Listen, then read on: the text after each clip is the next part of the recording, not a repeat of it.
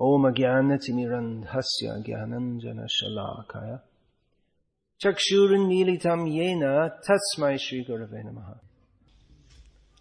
Reading from the Nectar of Devotion by His Divine Grace A.C. Bhaktivedanta Swami Prabhupada, which is a summary study of Srila Rupa Goswami's Bhakti Rasamrita Sindhu. I'll read just the first two paragraphs from chapter 21, which is called Qualities of Sri Krishna. Personal features can be divided into two. One feature is covered and the other feature is manifested. When Krishna is covered by different kinds of dress, his personal feature is covered. There is an example of his covered personal feature in Srimad Bhagavatam in connection with his Dwaraka Leela, his residence in Dwaraka as its king. Sometimes Lord Krishna began to play by dressing himself like a woman. Seeing this form, Uddhava said, "How wonderful it is that this woman is attracting my ecstatic love, exactly as Lord Krishna does.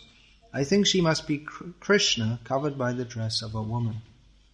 One devotee praised the bodily features of Krishna when he saw the Lord in his manifested personal feature. He exclaimed, "How wonderful is the personal feature of Lord Krishna! How his neck is just like a conch shell. His eyes are so beautiful as though they themselves were encountering the beauty of a lotus flower. His body is just like the tamal tree, very blackish. His head is protected with a canopy of hair. There are the marks of Srivatsa on his chest, and he is holding his conch shell. By such beautiful bodily features, the enemy of the demon Madhu has appeared so pleasing that he can bestow upon me transcendental bliss simply by my seeing his transcendental qualities." So it's very nice to hear about Krishna. That's what you say. And I agree. So thank you for giving me the chance to speak something about Krishna, because not everyone's interested in hearing about Krishna. Most people aren't interested in hearing about Krishna.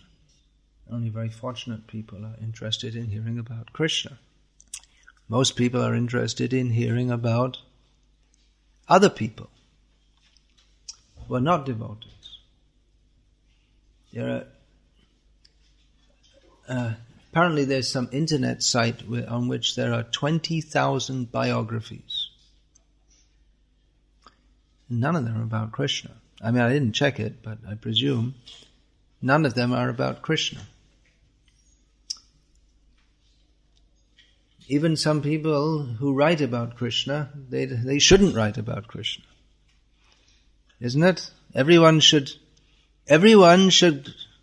discuss about Krishna. Is that right?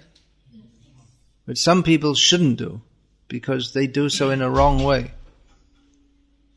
Just like there was one Bengali writer who's famous even today among Bengalis, Bankim Chatterjee, who wrote a book called Sri Krishna Charit, and he showed it to Bhaktivinoda Thakur before publishing it.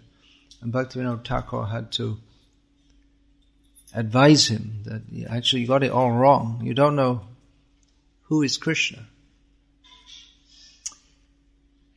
So they shouldn't speak about Krishna.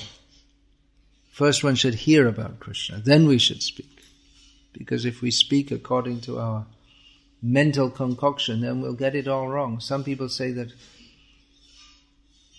Krishna never existed. He's just a figment of the imagination. Or some people will say that Krishna, he was a good philosopher. Some people say Krishna was immoral.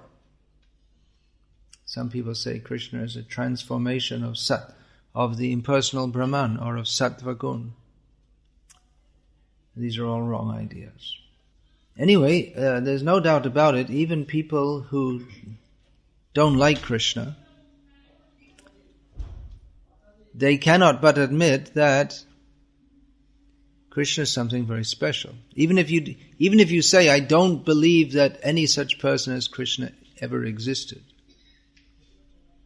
still, even taken as a phenomena of sociological study, the phenomena of Krishna is important because it's been a major subject of human attention for a very long time. So Krishna is important, one way or the other. It has to be admitted that Krishna is important. And of course, in Indian culture, the subject of Krishna is central. In art, music, dance, drama, literature, song, Krishna is at the center. So Krishna is very important. Krishna means all attractive. So that's why Krishna remains, even though there are so many kings come and go, so many upheavals in the world, but still the subject of Krishna remains a prominent subject, because that is the very meaning of Krishna, that he is attractive. What is attractive about Krishna? Everything about him is attractive. We cannot find anything about Krishna that is not attractive. You may say that, well, they look very nice, they're very beautiful, and they perform lots of interesting activities, but their singing is horrible. There may be. It's difficult to find anyone with all good qualities, except Krishna. We may say, well, this woman is very beautiful, but her character is very horrible. We may say her character is very good, but her bodily features are not attractive. So, if we try to find all good qualities in anyone, we won't find them. Only in Krishna. And actually in his devotees also. But all good qualities reside in Krishna, and therefore, what's the name of Krishna? That means that all good qualities reside in him, and therefore he's attracted to everyone. Krishna. That's the name. It means all attractive. So everything about Krishna is attractive.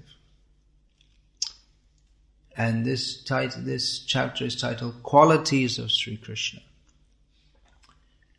So, Nam, Gun, Rup, Leela. These are the 4 categories of realization of Krishna. By chanting the names of Krishna, then one becomes attracted to the person Krishna.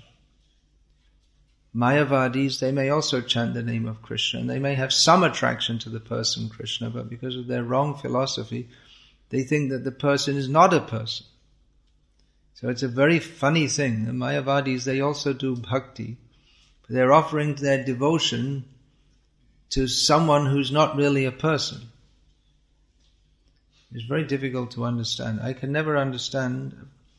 In Islam also, they pray to Allah, but then they say he's not a person. So it's very difficult to understand.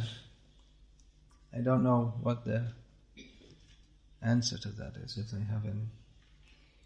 So Vachya and Vachak, this Rupa Goswami in his Srinam Ashtakam, praising the name of Krishna, describes these are the 2 principal forms of Krishna, Vachya and Vachaka. Vachya means the one who is to be spoken of, and Vachak is that which is spoken. So, it means, generally speaking, we say the person, Krishna, and his name, which are non-different. But of these 2, the name is more merciful, because if we make offenses to the person Krishna, then in his other form, which is non-different from him, by chanting his name, we become free from those offenses. So, by chanting the name, gradually as we become offenseless, then we appreciate the person. And the person, what is it about a person that we appreciate? Well, the qualities.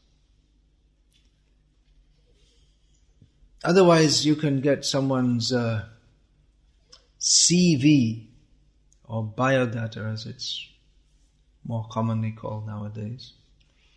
You can say, born in Dehradun in 1987, height, weight, known diseases, educational qualifications, all this kind of thing.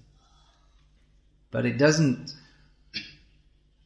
in the biodata you don't find what's the person like as a person.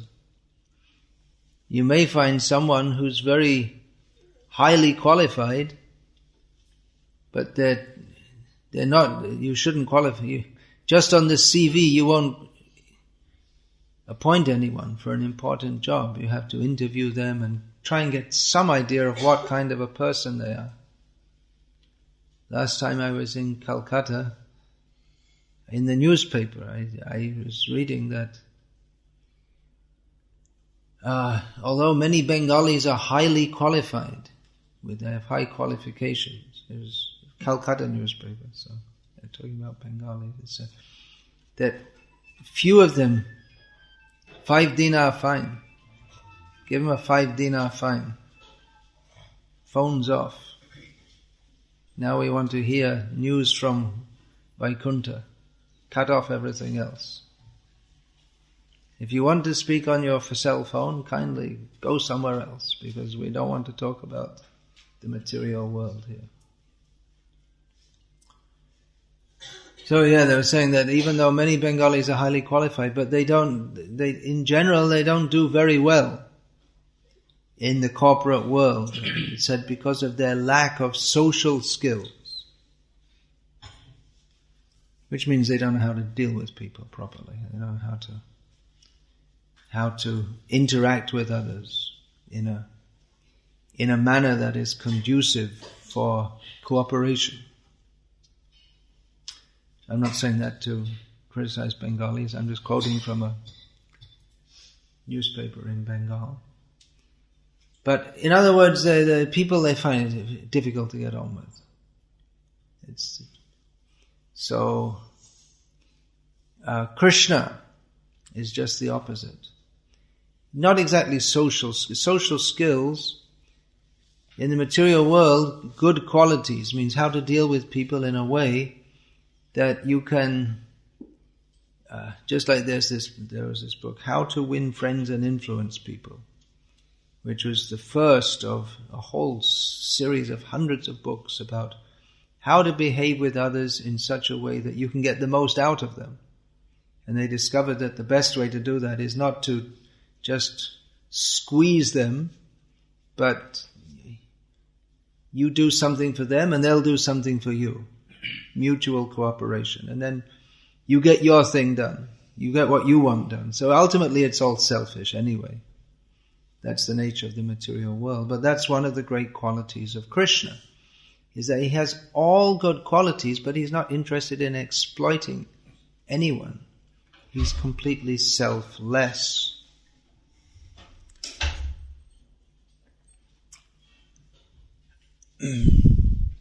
So a person is attractive by their qualities and their activities. Nam, Rup, Gun, Lila. Again, someone may have very outstanding activities, but they still might not be very nice to deal with as a person. Some persons who are outstanding by their activities in recent history or in the history of the 20th century are Stalin and Hitler. There are many, many books written about these persons, and still they're very well-known names. So they performed exceptional activities, and they were very powerful. But they weren't very nice people. Look how, if we want to talk about the good qualities of Hitler, actually he was a vegetarian. I guess that's something almost approaching a good quality in a world full of meat eaters. Surprising, huh? He was a vegetarian. I guess not because of the principle of non-violence. It wouldn't seem that he was sworn to the principle of non-violence. I remember long ago, I was discussing about one devotee with another devotee. They'd asked me, do you know this devotee? And I said, yeah, I know him very well. They said, he sings so nicely. He said, he must be a very nice person. But actually it's not necessarily true. It's just like a woman may look very beautiful and you think, she must be very nice, but it's not necessarily true. And often actually very beautiful women, especially in the free world, free society, where they have free scope to use their charms, they often do for their own personal gain, and sometimes they like to play with men, and you won't see this much in Indian culture, I suppose. But in the Western culture, it's quite common. They'll kind of attract men deliberately and then throw them out, just to be nasty, I suppose. They get some pleasure from that.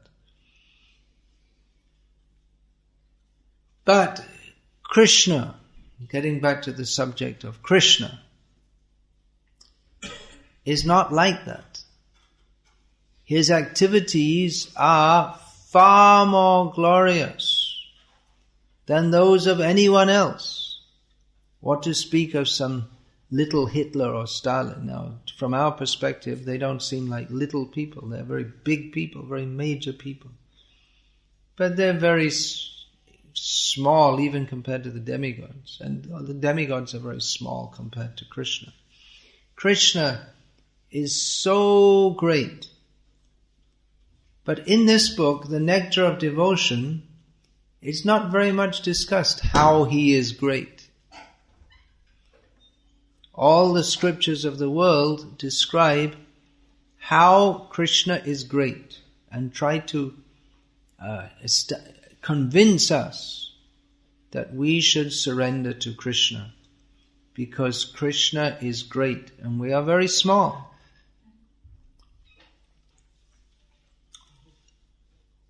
But Krishna is not like Krishna is so great. But this book, The Nectar of Devotion, does not focus on Krishna's greatness in terms of his controlling, making universes, being the supreme Lord, worshipped by everyone. It doesn't focus on that.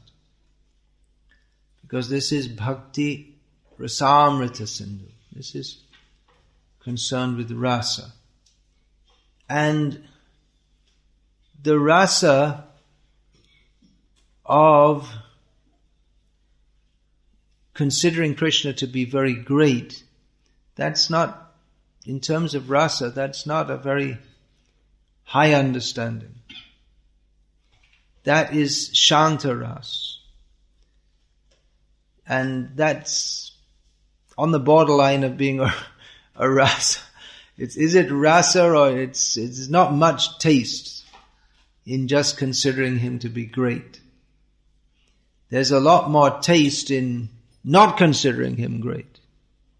Jumping up on his shoulders. Who wants to jump on Krishna's shoulders? Be careful now.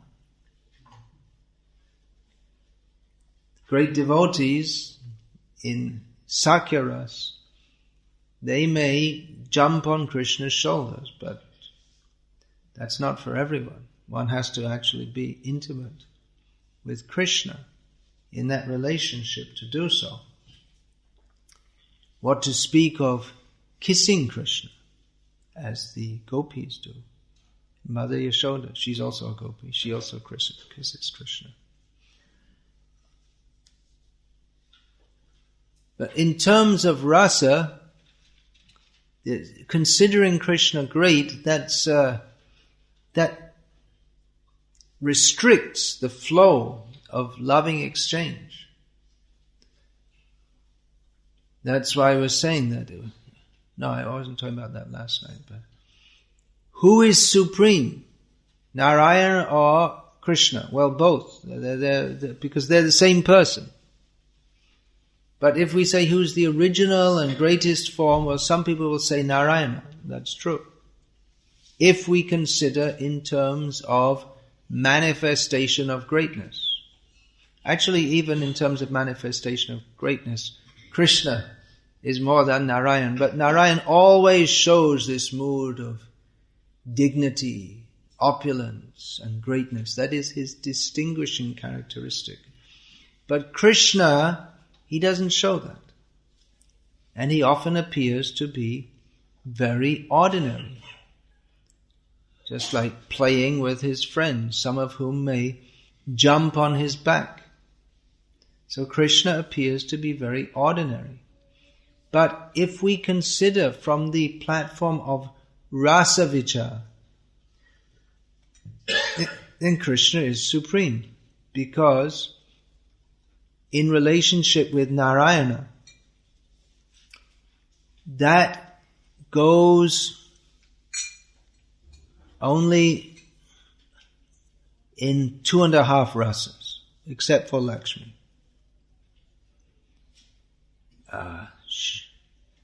But for most devotees, they cannot aspire beyond Shanta Ras, the simple appreciation of Krishna.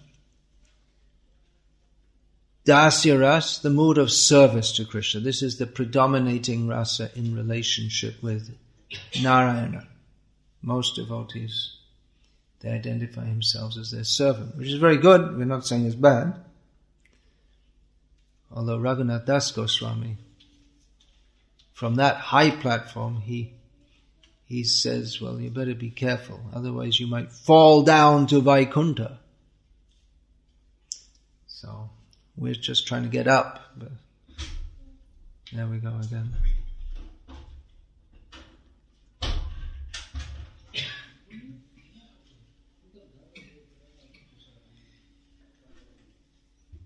Then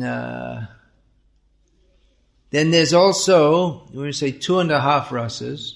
The third rasa is Sakya Ras. But that's also divided into 2 parts. That is Sagorav Sakya. It means to be friends with someone, but at the same time aware of their greatness. Just like you might be friends with the Prime Minister of Bahrain, I think, or you may have some friendly relationship with him, but at the same time you always have to remember he's the Prime Minister. So, especially in public, you don't go around slapping him on the back. And even in private, you have to be a little cautious, because he may be your friend and you can have a little joke, but you have to be a little careful. You can't go too far, because he is, after all, the Prime Minister. But there's another level of friendship, Vishramba, which means without any consideration of his greatness, or practically not even any knowledge of it. That's how the cowherd boys, in playing with Krishna, sometimes they jump on his back. And they don't think he's God. If they thought he was God, how could they do that? They couldn't. And even though they may be somewhere dimly aware that he's the Supreme Lord, when they see demigods praying to him every day, but to them, it doesn't really mean anything. When Krishna comes home from herding the cows in the evening, all the demigods line up on the path. Brahma, Shiva, and they all offer prayers to Krishna. And the cowherd boys, they think it's a big joke. And sometimes they also kneel down and start praying to Krishna. Oh, you're so great. Ah, ha, ha. They think they're just imitating the demigods. They're praying to Krishna in this way, and they just think it's a big joke. It's a subject of humor that anyone is being so respectful to Krishna, because they think, he's our friend. These demigods, they're praying to him, you're the supreme. They're a bunch of fools. They don't know what they're talking about. I defeated Krishna in wrestling today. So they're calling him all powerful. Or even if they know that he's all powerful, it doesn't mean anything to them. It doesn't define their relationship with him. Just like the mother of the Prime Minister, her relationship with the Prime Minister is not defined by him being the Prime Minister. And as far as she's concerned, he's just her son, that's all. He may happen to be. She's, okay, it's good, he became the Prime Minister, very good. But, if he doesn't speak to me properly, I'll slap his ear. It doesn't make any difference. He may be the Prime Minister, but when she sees him, she doesn't think, the Prime Minister. It's my son. And, she'll tell him, you didn't speak properly in the parliament. You shouldn't be so rude. Yeah, but mother, the way they were talking, I'm telling you. You see? What does she know about politics? She knows nothing. But anyway, she has to instruct her son. So, we accept Krishna's supreme Hare Krishna, Krishna Krishna, Hare Hare. Hare Rama, Rama Rama, Hare Hare. We accept Krishna's supreme. All right.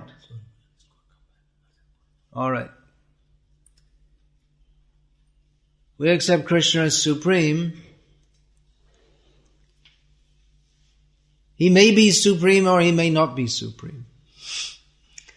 That for the kind of devotion that Rupa Goswami is describing here, and describing which kind of devotion to enter into, Krishna's supremacy is not the defining factor. That we should understand, first of all, in Bhakti.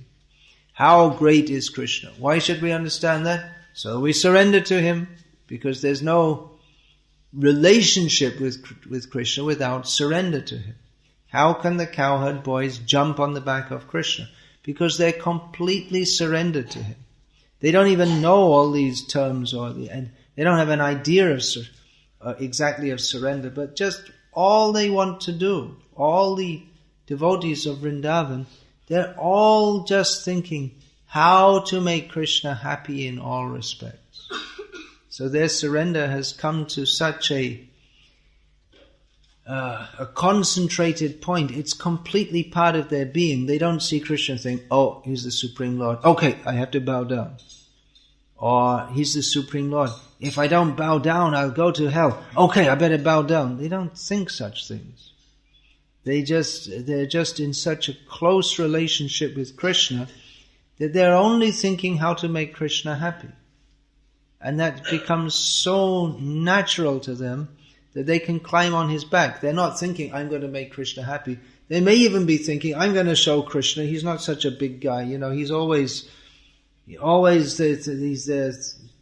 Everyone's saying, oh, Krishna's the greatest, but I can show him. Everyone knows I'm stronger than Krishna. He's just a weakling. They praise him, he held up this Govardhan hill. They didn't know I was standing there with my stick holding it up too. It was me actually, and only Krishna got all the credit. Anyway, let him take it. He's a little boy, so He's younger than me, so, let him, it's alright. We like Krishna, but they don't know that actually, I won't tell anyone. It was me who was holding up Govardhan Hill. That happened actually once when Krishna was holding Govardhan Hill. All the cowherd boys said, "Look, you must be getting tired holding it all that time. So just let one of us do it, because if you can do it, we can do it. We always defeat you in wrestling. Sometimes you defeat us, but mostly we defeat you. So just let us do it." So Krishna said, "Well, maybe a few of you." All right. So they all held. Krishna let go for a second. Oh! Okay, and then Krishna held it again. He is Govardhanadhari. Govardhanadhari Hari.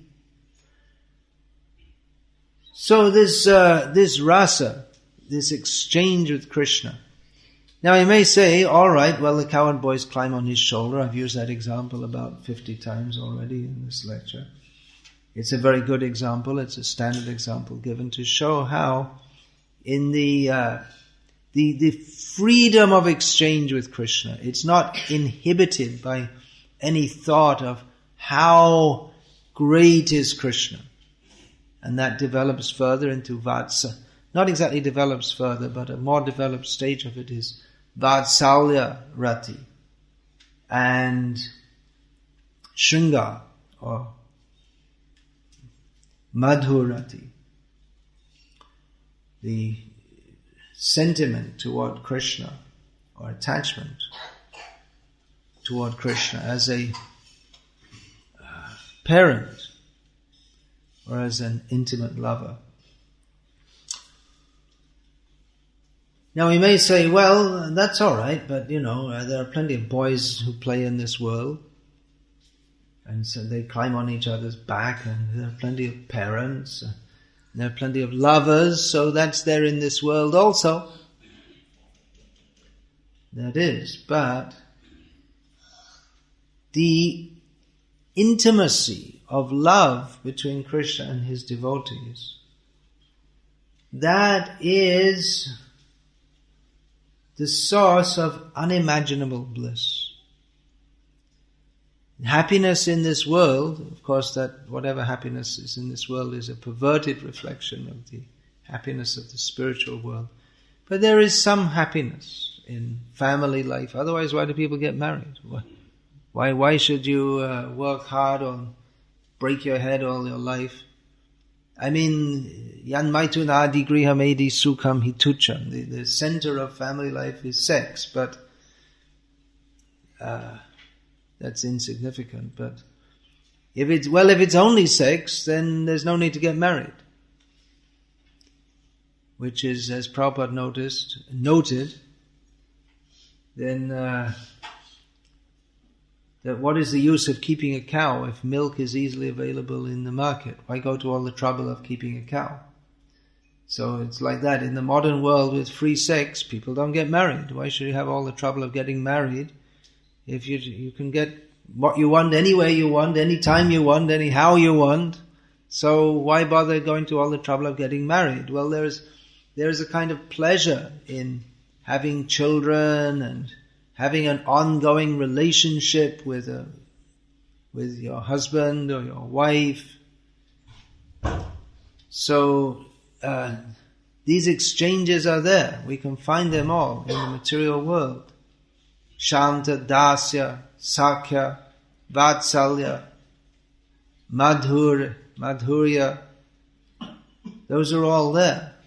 So what's so special about Krishna playing with his cowherd boyfriends? Or dancing with the gopis? I mean, that kind of thing goes on in this world also. But the difference is that in this material world, the pleasure is extremely limited. It's limited by the quantity of pleasure and the time also, because we may have a relationship with someone, but that is, separation comes about due to the time factor, which destroys everything. And rasa arises in personal relationships. What kind of rasa can you have with a wall? You can't. There's no exchange of rasa with a wall. You might look at a painting and say, "Oh, that's very beautiful," but you can't have any. There's nothing which will. Well, if the painting is of Krishna, that can give rise to feelings for Krishna. But the painting itself, you can't have a relationship with the canvas and the paint.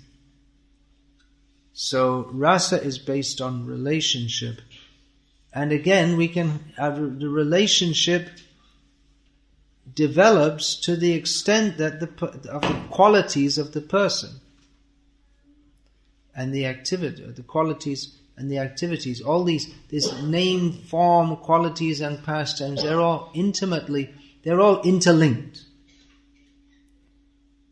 There's no Krishna's names, they're all based on his form, qualities and pastimes, isn't it? Just like we have the name based on the form, Shyama Sundara, Navamega Shyam, Tribhanga. These are all names describing the form of Krishna. Vangshidhari. Then his qualities. Kripamai, Dayamai, Madhurya Murti, Madhurya Vigraha. These are all names of Krishna describing his qualities and his pastimes. Liladha, Govardhanadhari. These are names describing his pastimes, and they may be interlinked also, because the qualities, they become, these name, form, qualities, pastimes, they're all overlapping also, because the qualities of a person, they only become manifest in his activities. You say this person is very, very merciful, and he just sits in trance all the time, then where's the opportunity for him to be merciful? If he never speaks with anyone or does anything, he just sits in trance, a yogi. So his mercy is manifested in his activities. Just like, for instance, Krishna is very famous for being very merciful. So what is an instance of his mercy? Well, there's millions of instances. One is that Bhaumasura had kidnapped how many princesses? 16,000. 16,000, someone said 16,000, that's wrong. Someone said 16,108, that's also wrong. 16,100. So Krishna delivered them all, and then he married them all, which that was very merciful, because if he hadn't married them, no one else would have married them. Because they're already used or contaminated. So that's an instance of Krishna's mercy. There are unlimited instances of Krishna's mercy. So his qualities become manifested in his pastimes. So in this way, the qualities and the pastimes are intimately linked. The qualities are manifested in his pastimes, and the pastimes, they are possible for Krishna because of his qualities. Now, some of his pastimes, they show his greatness, just like Srishti Leela. That's also called a Leela. How he creates the world. That's also one kind of Leela. And like that, killing Bhaumasura, who was impossible to be killing so many demons who it was impossible to be killed by anyone else. Ravana couldn't have been killed by anyone but Rama. So he manifests his greatness, but also his pastimes, especially among all the forms, especially the form of Krishna, his pastimes, they manifest his qualities. And all of this, course, Lord Ram has glorious qualities, and Krishna, who is not different from Ram, who is the origin of Ram, he also has unlimited qualities, but in the mood of Krishna, the qualities manifest in a different way. In the form of Rama, he's the king, and he's the protector and the shelter, and everyone appreciates him for that. He's very kind and loving, like a kind, loving, fatherly kind of person. Fatherly in the sense that he protects everyone and he wants to see to their benefit. But Krishna, he sometimes appears to be acting in a different way. Sometimes he may appear to be very rude, very misbehaved, stealing butter. And however much the gopis try to prevent him from stealing butter, he'll still steal it. Somehow or other, whatever arrangements they make. So, Krishna's pastimes, because of being devoid of this mood of greatness, therefore they're most attractive. And because Krishna is the source of all qualities, and all qualities reside in him, therefore the playing of ordinary boys cannot be compared to the playing of Krishna, and the pleasure that is generated among them cannot be compared to the pleasure that devotees perceive in playing with Krishna. Because Krishna is the reservoir of all pleasure. Rama means the reservoir of all pleasure. But that reservoir of all pleasure is actually manifested more in Krishna than in Ramachandra, Dasharat Sutta. So often people ask us, when we say Hari Rama in the Mahamantra, who does that Rama refer to? The answer is Krishna. Well, it's also Ramachandra and Balaram, even Parashuram, you can think of, but ultimately the ultimate Rama is Krishna. Krishna is the reservoir of all pleasure, and that pleasure is most manifest in his, especially the Vraja or Vrindavan pastimes of Krishna. So this book, Bhakti Rasamrita Sindhu, it's about rasa. Rasa comes from just even from considering or thinking about the qualities and the name, form, qualities and pastimes of Krishna. And then if by hearing about that, one becomes attracted to that and one becomes qualified to actually enter into that. So that one is no longer just hearing about climbing on the back of Krishna. Hare Krishna, Krishna Krishna, Hare Hare. Hare Rama, Rama Rama, Hare Hare. Hare Krishna, Krishna Krishna, Hare Hare. Hare Rama, Rama Rama, Hare Hare. Would anyone like to hear any more? Yeah. Could you please turn your cell phones off, because I'm not full of all good qualities like Krishna, and I really don't like it when people can't be bothered to turn their cell phones off and disturb the class again and again. So what was I saying before we were disturbed yet again? Rama. Yeah, so this is Rama. I went on ahead of that. Now Krishna, his Vraja pastimes especially. So we can actually enter into that. See, we all forgot. Not just personally thinking about or contemplating or remembering or praising, but when I say just, it's not a small thing to think about Krishna. It's a very highly elevated activity.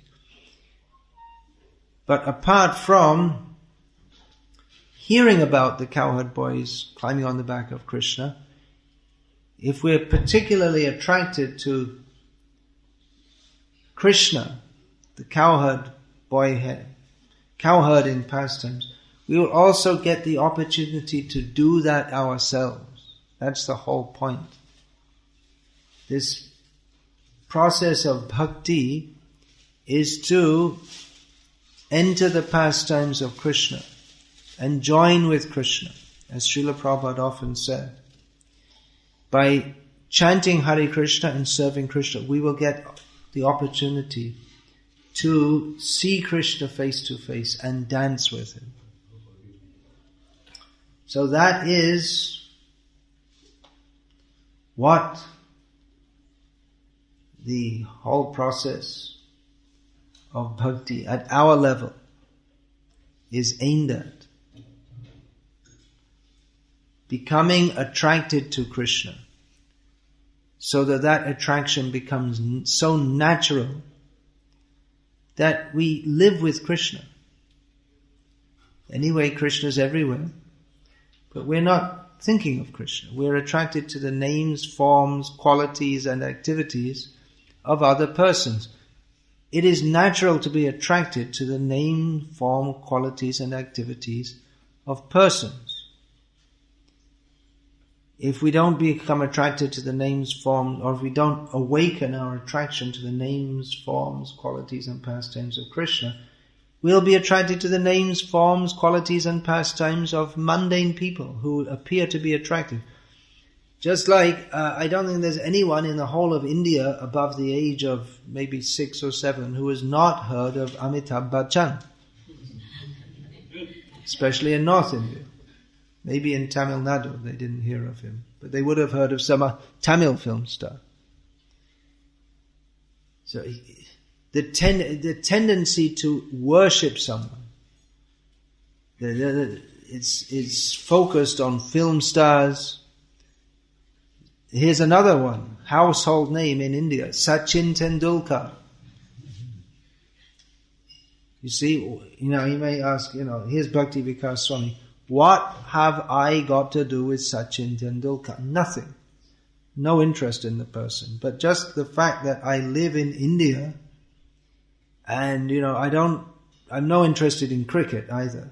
Not from being a Paramahamsa, but I never had any interest in cricket. I thought it was a boring game. Even though I was brought up in England, I was interested in soccer. That was my Maya. So, he's so famous, everyone knows about it. And they'll have magazines coming out every week and talking about what does he like to eat for breakfast and what is his wife. He's probably got children. How many children has he got? No, you don't want to say. You don't want to show how much you know about it. I don't know. I actually don't know. I didn't go that far. Because I don't. But what kind of food does he like to eat? I'm sure he's not a vegetarian. So, I'm not sure. He might be, but the average Marathi wala isn't a vegetarian. So people are attracted to glorify others. But they can't reciprocate with it. Well, there are various disadvantages to reciprocating or to glorifying persons other than Krishna. If we glorify Krishna, we go to Krishna and live eternally in happiness with Krishna. Unlimited happiness. If we glorify someone else apart from Krishna, we don't get the same result. However great a fan you may be of Amitabh Bachchan, one thing is, he's probably not going to be alive much longer. I mean, he must be 50, well over 50 now. How old is he? 60 plus. And still going strong. But how much longer? How much longer can he go on? Or you might. Anyway, Amitabh, he may live for a very long life and you might die before him. And by thinking of him, I have no idea what kind of birth you're going to get, but it's not going to be in the spiritual world. Because he's not there. I'm not an enemy of Amitabh Bachchan. He's our neighbor in Juhu, actually. He lives close by, though he never comes to the temple, unfortunately. But he's a mundane person. And he may have good qualities, this, that, but he's not full of all good qualities, that's for sure. And he certainly can't reciprocate with all his fans. He couldn't even, if he said, okay, I'm going to sign the autograph book of all my fans, well, he'd have to manifest a 10-arm form, which he can't do. And even then he'd be busy for days and weeks and months. But Krishna, one glorious feature of Krishna is that he personally reciprocates with every single one of his devotees, and everyone feels fully satisfied in that relationship. Which is impossible. No one in this material world can fully satisfy even one other person. What to speak of unlimited others? The husband can never fully satisfy the wife can never fully satisfy the husband. Even in a very good relationship, there's always some glitch, whatever it is. So that tendency is to remember and glorify the names, forms, qualities and pastimes of someone. And we think someone is very great, but often Mukunda Maharaj, in the foreword to Science of Self-Realization, he wrote that he was, before he came to Srila Prabhupada's shelter, one of Srila Prabhupada's first disciples, he had met so many famous people because he was a concert organizer, and the rock stars, very big, in the eyes of the many people, they were considered very, these rock stars are really great people. They make this music, and it's very appealing and attractive to certain people. Not everyone likes rock music, but there are some people who do. Many people who do. And therefore, those who are expert in performing rock music, they become heroes in the eyes of the fans. So Mukunda Maharaj, as a concert organizer, he had met many of these famous stars, and he said that, well, mostly they don't have any time for you. They don't have any time for their fans. They're not really interested in their fans as persons. And even if you do get to speak to them, they're always very busy and they don't have time. Or you may imagine, just like I was saying, one devotee was saying to me about another devotee, he sings very nicely, he must be a very nice person, which actually the two things don't necessarily go together. Someone can sing very nicely and it might seem as if they're full of prem, but when you actually meet them, you find that they're not such wonderful people. So actually in bhakti, more important than singing nicely is to behave as a devotee. Sometimes we see even among devotees that someone may sing very nicely and they become a little proud of that, and they look down on others, and they might be not exhibiting the qualities that you might expect of them. So Mukunda Maharaj was saying that, you think this star, this rock star might be such a great person. Then you meet them, they're not very nice. Or they may be not, but they might just be pretty ordinary. I mean, they sing in such a way that you see they got a lot of feeling, but when you meet them, they're just kind of really ordinary people, Nothing. They have to put on a show of being something very special. But Krishna, he's always putting on a show, but he's a Leela means a drama. It's like a drama. But he's not duplicitous. He is genuinely concerned about all his devotees. And he is full of love. He is Akila Rasamrita Sindhu. He is the reservoir of all, the ocean of nectarian mellows and tastes. So there is a tremendous difference between the jara ras, or the mundane rasa, that is produced from mundane relationships and dealings, and the transcendental rasa, which is actual rasa, of reciprocating with Krishna, and especially with Krishna. Because Krishna has so many forms. Here is Dasavatar. This is, who's that after Ram? Krishna? Balaram, is it? No. Oh, I see, yeah. Because there are different sampradayas have different 10 avatars. So, some don't include Buddha, some don't include Balaram, they have their own different ideas. So this is according to Dasavatar Stotram. Well, there are many different forms, but none reciprocate as fully as Krishna, because Krishna, his qualities and his pastimes, they are incomparable. Narayana, his qualities are incomparable. Oh, well, we can say they're comparable, but there's a vast gulf. Just like we may say, someone is very good looking, but they cannot be as good looking as Narayana. Or someone is very powerful, but they cannot be as powerful as Narayana. But in the same way, between Narayana and Krishna, then Narayana, he's very beautiful. He's not as beautiful as Krishna. He's very powerful. He's not as powerful as Krishna. In terms of power to control the universes, yeah, as powerful. But devotees who are following Rupa Goswami, they're not very much impressed with that.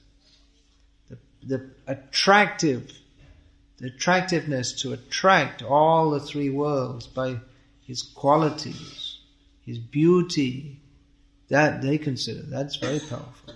The gopis, they were not interested when they saw Narayana, when they saw Krishna posing as Narayana. They said, Om Namo Narayana. Lord Narayana, you're the Supreme Lord. Can you do one thing for us? Tell us where is Krishna. They weren't interested that, give us mansions and money. Where is Krishna? Can Narayan give Krishna? No. We have to go to his devotees. Of course, Narayana also considers himself a devotee of Krishna. So these are all very elevated topics. How attractive is Krishna? Krishna is all attractive. How attractive is he? That is very difficult to ascertain, because he attracts even Lakshmi, who's the wife of Narayana. She thinks, well, I should go and join Krishna also. She cannot. She's not qualified. She's not qualified to join Krishna in Rasa Leela. He attracts Radharani. Now that shows, what is the ultimate proof that Krishna is the Supreme Personality of Godhead? Because he is Radha Krishna. If we can understand the qualities of Radha, then we will understand how great is Krishna, because only Krishna attracts Radha. That is the ultimate proof. And that's why in other sampradayas they cannot understand how great is Krishna. Only the Gauriyas can understand how great is Krishna, because he can attract Radha and she attracts him. She attracts him and he attracts her. That is the mutual proof of their greatness, because there's no higher principle than them. So what are this chapter is entitled The Qualities of Sri Krishna. So what are those qualities? They will be described, 64 qualities, analyzed. Of course, Krishna has unlimited qualities, but these are being analyzed, and by hearing about them, we become attracted to Krishna. And if we're attracted to Krishna, then everything is perfect. So we should hear about Krishna, his name, form, qualities, pastimes. We should hear how great is Krishna. Again and again we should try to understand how we are subordinate to Krishna. Because if we don't understand that I am subordinate to Krishna, then we won't want to surrender to Krishna. We'll think, let me enjoy myself in this material world. I don't have to surrender to anyone. I'm okay. Ishvara hamaham bhogi, siddho ham balavan sukhi. I'm controlling. I don't need anyone to control above me. I'm enjoying. Why should I offer anything to Krishna? I'm perfect. I'm powerful. I'm happy. I don't have to surrender to Krishna. Merely Bhakti Karna kakoi zarudne. There was a drama. I'll never forget that line. It's so nicely made in one of our centers. In Hindi, the drama. One happy family man. It was showing an ordinary man, the life of an ordinary man. It's the first drama organized in Vallabhvidanagar ISKCON, public drama. All the people came nicely dressed, and it showed an ordinary man. And he was sitting there. Merely a bhakti karna ka koi zaroot nahi hai. Main acha kaam karta hoon, job karta hoon, biwi hai, bacche hai, merely a koi. And then he had a heart attack and went to Yamaraj. It's a really heavy drama. It was like all the public came and they were asking, well, is that just like me? Or yes, that's you. Unless you surrender to Krishna. So, we have to hear about the greatness of Krishna.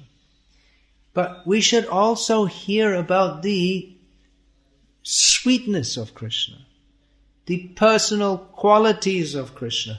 Otherwise, we might end up something like the ordinary religionists, who they only hear about the greatness of God and they have no idea who He is or what He does, or they say, love God. Who is God? Don't ask that question. You can't understand God. Oh, all right, okay. But love Him. Yeah, okay. Just like I was saying, you can't have a relationship with a wall. My dear wall, you're so beautiful and you have such a wonderful character. And it's not possible. There's nothing beautiful about a wall. There's nothing attractive about a wall. What is it about Krishna that makes the devotees mad about Him? Why is it that for thousands, as I was saying, Krishna is very important. What is it about Krishna that makes Him the subject of art, drama, music, poetry? What is it? We so many songs about Krishna going off with the cows. I mean, there's so many people who go off with cows and look after cows. What is it about Krishna? Well, we have to hear from Rupa Goswami about the extraordinary qualities of Krishna that attract devotees. We have to hear about the greatness of Krishna, otherwise people will hear about him and say, oh, he's looking after cows and he's good looking. Well, looking after cows, that's not very high class. It's like I was telling someone should wear a dhoti, and then you say, I don't know what a dhoti for, look like a cow, look like someone like some cow herder or something like that. That's the whole idea. We're supposed to become cow herders in Krishna's pastimes, serve Krishna in those pastimes. But generally it's not, I don't look like a cow, gwala, I'm dignified, I'm respectable. So being a cow herder, well, that's not very impressive if you take it from the material point of view. And very good looking, yeah, well, okay, but you can buy a magazine and you see so many good looking people in the cinema magazine. So, okay, there's so many good looking people. All right, Krishna's good looking, so what? But then we have to understand, Krishna is the Supreme Lord. His good looks never diminish. And his good looks are such, Kandarpa koti kamaniya vishesha shobham. His good looks far surpass any of those that Amitabh Bachchan might have had at some point in time. I guess still somewhat good looking, even past the age of 60. And that good looks that far surpasses anything we can even imagine. So we should hear about the qualities of Krishna from Rupa Goswami, from Srila Prabhupada. But don't only hear about that. We have to hear the philosophical basis also. Otherwise we end up being cheap devotees. And we see there are many people in India today who like to hear about Krishna, but they don't like to hear the philosophy of Krishna consciousness, and therefore their bhakti, they never become very committed, because they think, well, it's all about being nice, and how nice is Lala, and the commitment that never comes because of the lack of philosophical depth. So both kinds of hearing are required so that we become committed to Krishna and attracted to Krishna's transcendental qualities. And once that attraction develops more and more, that will naturally carry us to Krishna. Just like Krishna is like a magnet. So if there are flecks, iron filings that come within the range of the magnet, they just start to be attracted. But if they're far away, they might just move a little bit, but they don't go to the magnet. But once they become close enough, then zoom, they rush. And then they're irresistibly attracted to the magnet.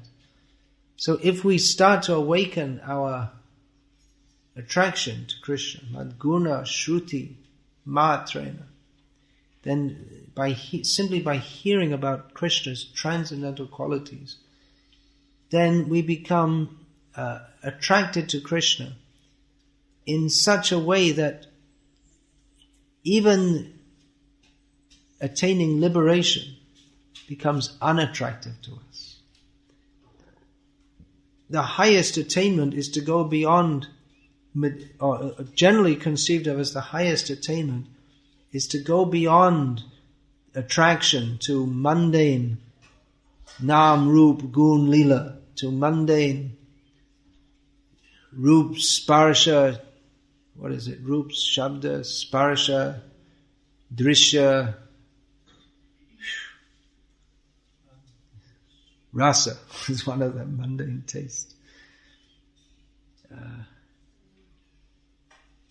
So to go beyond the touch, taste, sound, smell, and the attraction to that, and to be liberated, but far, far beyond the platform of gandha, smell is the other one. To go beyond all that and to become liberated, that is considered the highest attainment. But for one who becomes attracted to Krishna, then to them even liberation seems unattractive. Lord Kapilata says that Diyamanam nagrihnanti, my devotees, even if I offer them liberation, they don't accept it vinamat sevanang janaha, unless they have the opportunity to serve me. So, what is liberation? Not attractive. We want to serve Krishna. We want to be with Krishna. What's the use of being liberated? It's like hell. Kaivalya narakayate.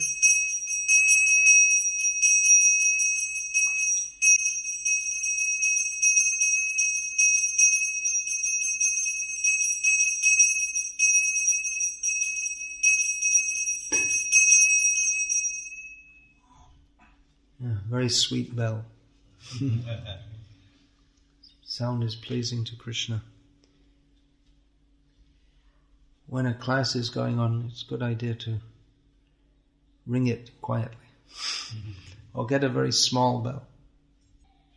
So the qualities of Krishna, and that's why the qualities of Krishna, they are more attractive than simply being liberated from attraction to mundane qualities. And that is why Atma Ramascha Muniyo Nigranta Apya Rukrume Korvantya Haituking Bhaktim Itam Bhuto Guno Hare. Because of the qualities of Krishna, they attract even liberated souls, persons who are beyond mundane attraction. They become attracted to the qualities of Krishna. And that's why if we become attracted, we don't have to become, first of all, undertake any special sadhana to become liberated. Because if we cultivate, even in this bound condition, if we cultivate attraction for the transcendental qualities of Krishna, then automatically we become liberated from attraction to mundane qualities. So we should hear about Krishna. Srimad Bhagavatam is the perfect Shastra in all respects. It gives us the full knowledge of the greatness of Krishna, beginning from the first verse, Om Namo Bhagavate Vasudevaya Janmadhyasya Yatonvayad Itaratash Chates Pravignaswarat. Even in the first line, there's more than all the theological, there's more knowledge than all the theological treatises of the world. But that gives us knowledge of the greatness of Krishna, and also simultaneously Nigamakalpataro Galitam Phalam Shukamakha Damrita Dravya Sangyatam Pibita Bhagavata Rasam Alayam Muhuraho Rasika Bhuvi Bhavaka. But in this book we are enjoined not simply to consider the greatness of Krishna, but enter the rasa of appreciating Krishna. And these two go on side by side from the very beginning of Srimad Bhagavatam.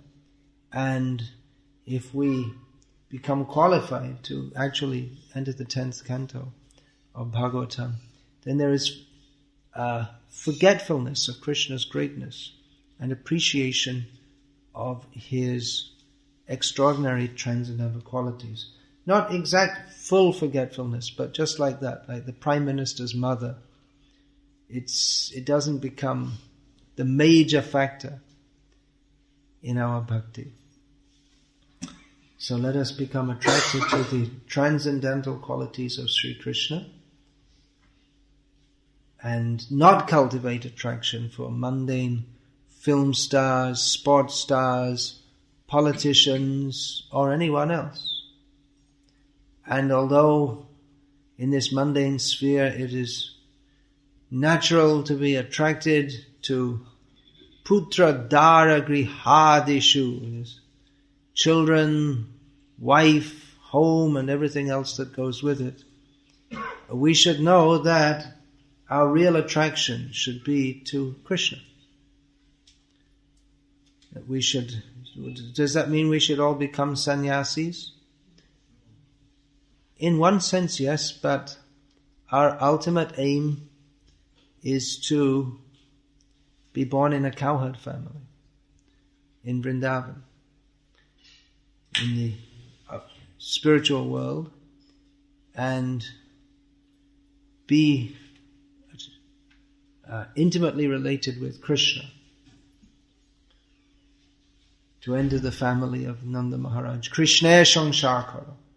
Karana and Charayanacha. To enter the family of Krishna. To do that we'll have to give up everything else which is opposed to that principle of entering the family of Krishna. Hare Krishna. Hare Krishna. Is there any questions about this? Wait a minute, if there are any questions about the class first, let's see if there are any questions about the class. Any questions resulting from the class? It's a very deep topic, so there may be many questions. Yeah? Maharaj, can the conditioned soul, by his sadhana bhakti, reach the rasa of Sakya or any of the higher... By sadhana, can a conditioned soul reach Sakya? You see, when we say by sadhana, yes, we can go anywhere, but the vital factor is the mercy of the Supreme Lord and His devotees.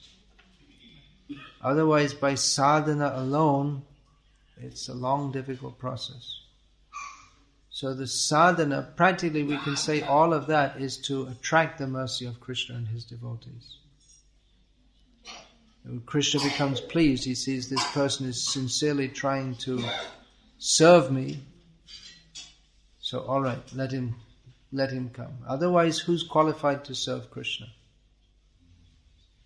Only because Krishna allows us to. Otherwise, we're very insignificant in comparison to Krishna. And Krishna doesn't need our service, so everything is Krishna's mercy ultimately.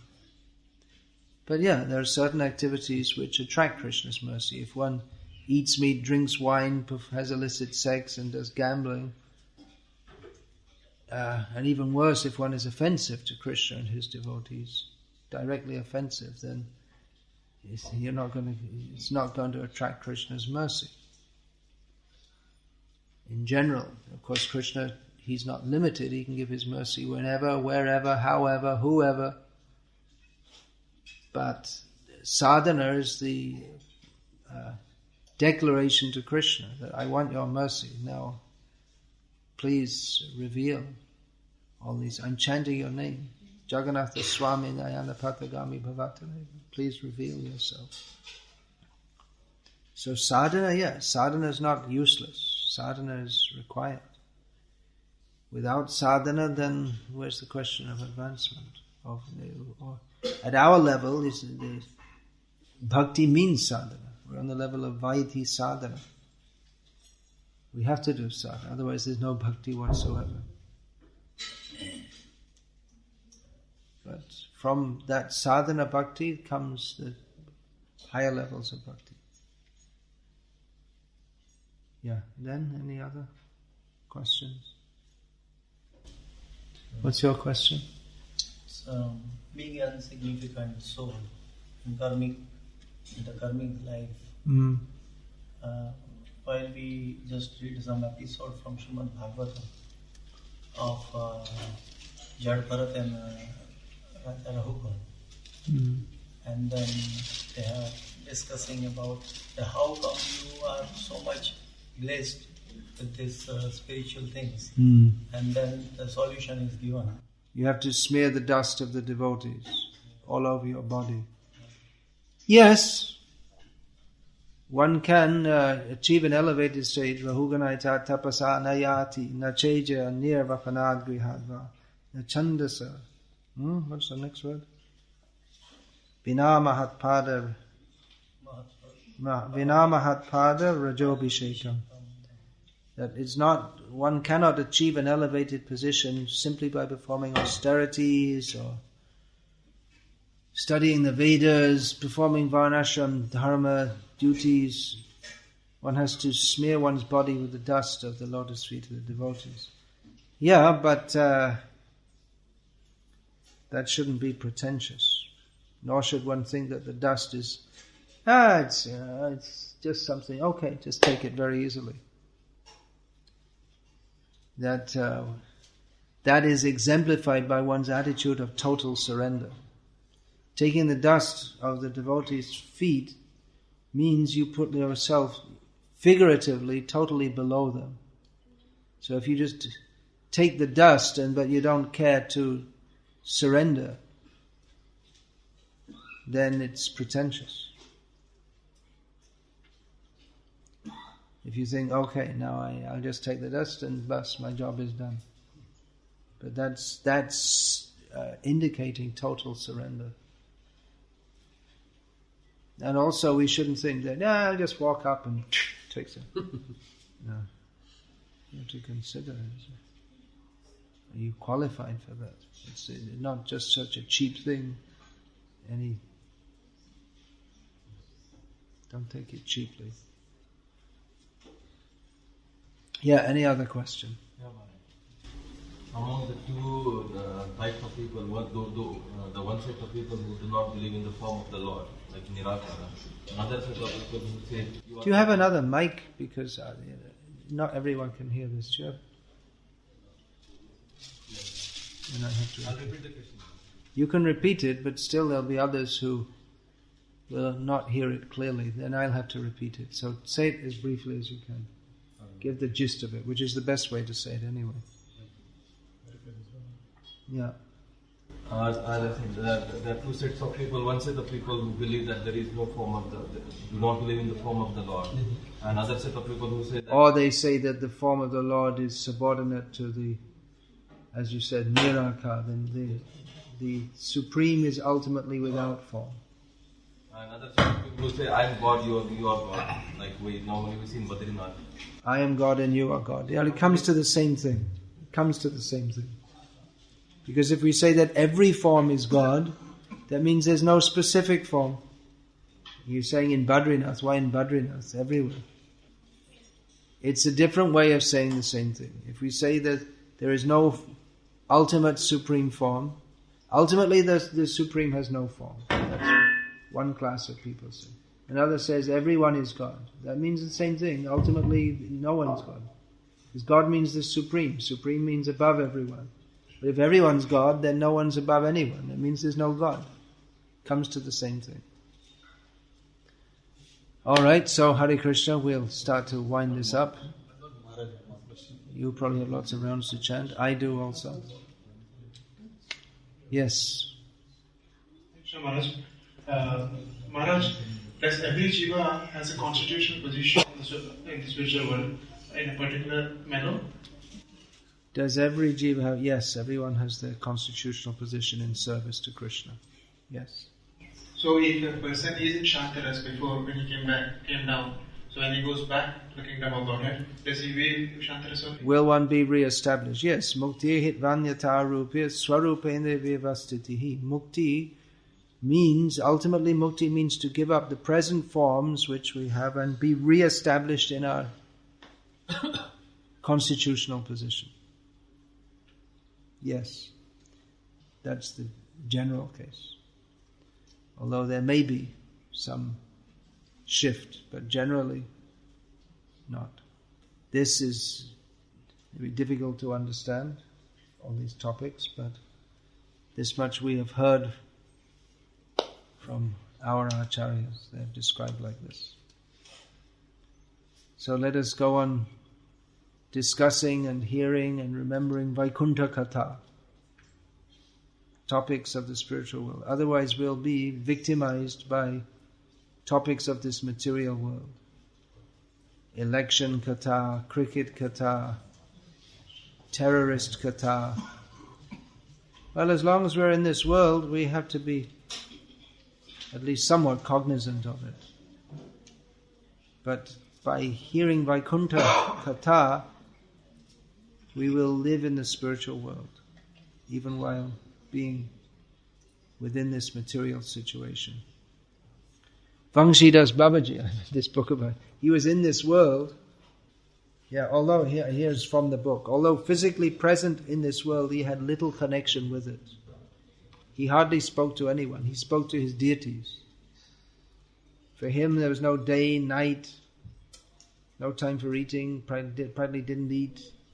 So, not imitable, but living in the spiritual world, even while within this world. So, Hare Krishna.